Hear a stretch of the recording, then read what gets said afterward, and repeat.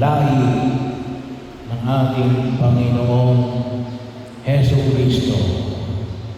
Bahagi yun minsan na puro pangalan ang narinig natin.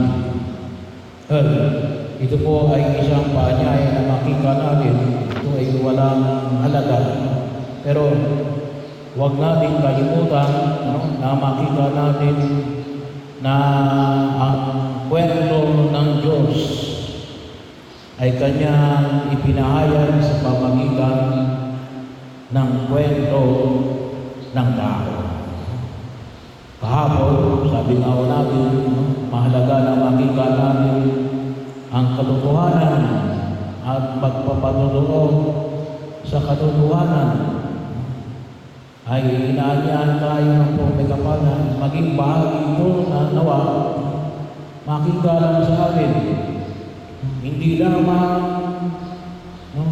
sa ngayon, ngunit maging bahagi kung tawagin natin throughout the generation mula sa pinaglahian. Makita ho natin na kung saan ay mas marami tayong maunawaan kapag nakikita natin yung tinatawag natin ating pinanggalingan. Hindi lang sa maraming bagay, hindi lang tungkol sa ating pananampalataya, hindi lang sa usapin ng kasalanan mana. Ang tawagin natin, original sin. Maging ganun din sa tinatawag natin generational sin. Makikita natin na kung minsan ay ito yung lahi ng pinanggalingan natin. Mayroong konting karakteristik na mula sa kanyang-kanyang lahi. Pero huwag din natin kalimutan, katulad ng lahi ni Jesus, na nagpapahayag ng mga bagay na kung saan ay makita natin yung pagkilos ng Diyos. Una,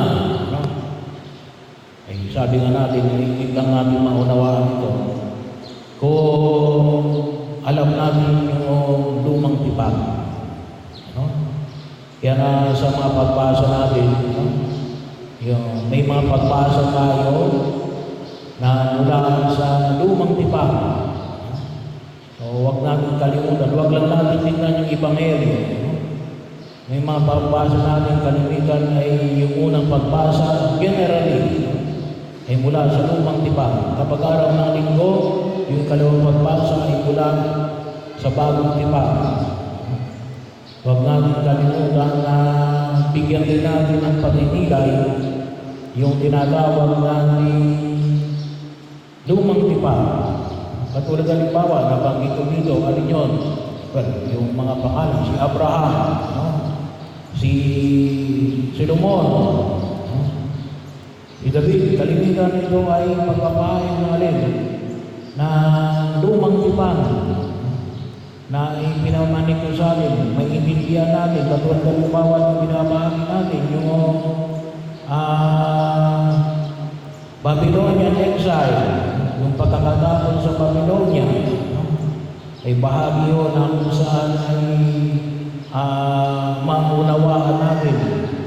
Kaya mahalaga rin yung makita natin, yung kung tawagin natin, yung pinaglahian natin. Kaya napakahalaga balik-balikan yung mga kwento ng lumang tipag para maunawaan natin ang bagong tipag bilang kaganapan ng pangako ng Diyos. Kaya sana po, huwag tayo mag-aral lamang tungkol sa bagong tipag. May mga pagkakataon kapag tayo ay mga pagnilay, tingnan natin yung ipinapahayag sa mga aklat ng lumang tipag. At pag nilay-nilayan natin ang mga bagay na ito kasi doon natin maunawaan. Maging sa ating mga lahi, yung mas maintindihan natin, kasama na dyan yung alin. Sabi nga ko minsan, bahagi ng ating pagkilos na, halimbawa may tao na ang kanilang lahi ay more or less ay may sakit sa puso. Ang kalimitan na yan yun ang kalimitan ikinamamatay o anumang uri. Kasi sabi nga natin ay sinasalin-salin din kung minsan. Hindi naman sa lahat ng pagkakataon. Pero most probably, meron tayong pinanggagalingan. Pangalawa, makita ko natin na kung saan ay inaanihan tayo ng pumikapal na ito ay yung istorya ng Diyos ay nais na ipaiwanig sa pamagitan ng istorya ng tao. At ganoon din naman, nagkaroon ng bahagi na kung saan ay makita natin na may kanya-kanya tayong istorya, pero sana rin makita natin nandiyan nasaan dito ang mensahe ng Diyos. Nasaan sa istorya nito ang mensahe ng Diyos. Kasi bahagi na makita natin sa mga ibinahagi rito, hindi naman lahat ng ito ay mga matutuwid. Ito'y mga tao na kung saan ay makita natin na mga itinuturing na mga makasalanan, mga nagkasala, mga hari, mga dayuhan. Hindi po ito lahat ay, kung tawagin po natin ay puro mga Israelita. Ang iba po rito ay ibig sabihin ay mga nanggaling sa ibang lahi na kung tawagin natin ay hindi Hudyo. Hindi ito lahi ng puro ng Hudyo. Katulad ng halimbawa ni Ruth, na kung saan ay bahagi yun na ang si Boaz ang talagang Hudyo. Siya ay bahagi yun na kung saan ay nakita. Siya ay balo ng dating Hudyo rin. Pero yun yung bahagi ng patuloy natin pagtugon na makita ko natin yung karanasan na ipinamanig ng Diyos sa kanyang bayang Israel na nakita nila natin, sa gitna ng ating kahinaan at katulakan, kumikilos ang Diyos. Nasaan ang Diyos sa ating lahi? Nakikilala ba ng ating lahi ang pagkilos ng Diyos? Mga pagkakataon, para sa mga Hudyo, ito ay very clear sa kanila.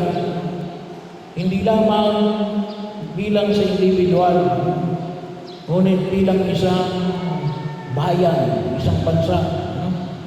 Kaya kalimitan sinasabi namin, para sa mga Hudyo, kinikilala nila namin, kami ay bayan ng Diyos. Pero makita rin namin yun. Nasaan yung pagkilos ng Diyos sa ating lahi? Sana may istorya din tayo na may pamanig at nawa ay maging bahagi ninyo na may kwento ninyo sa inyong mga anak at mga apo. Pangatlo, nakita natin na ang Diyos ay patuloy na nag-aanyaya sa atin na makita yung kanyang pagkilos na higit na kasama. Hindi mo yung istorya ng Diyos na malayo sa istorya ng tao. Yung istorya ng Diyos ay napapaloob sa istorya ng bayan ng Diyos. Kaya nawa po, tayo mismo ay maging bahagi ng ating pagninilay. Kung may mga matatanda naman sabi na, maging maliwanag ng maliwanag. Well, siguro po sa akin, sa karanasan natin, yung isang maliwanag na kinikilala natin yan, yung bilang isang bayan ng Jerusalem, yung EDSA Revolution, yung itinuturing natin na the Bloodless Revolution, inikilala ba natin yun? Hindi ito pagtugon sa isang uri na paglaban sa isang grupo o ng isang tao. Pero makita natin,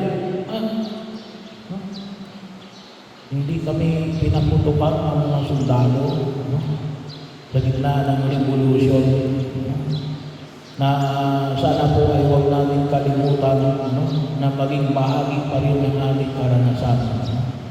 Kaya sana rin po tayo mismo, kayong mga nanay, mga tatay, sana mayroon din kayong kwento na may bahagi ninyo sa inyong mga anak at inyong mga apo. Nasabi natin dito, yung kwento na ito ay alin? Sa kwento ng mga lahi na pinanggalingan ko ay maliwanag na alin? Kumikilos ang Diyos. Makita natin na ito yung lahi na patuloy na iniligtas ng Diyos.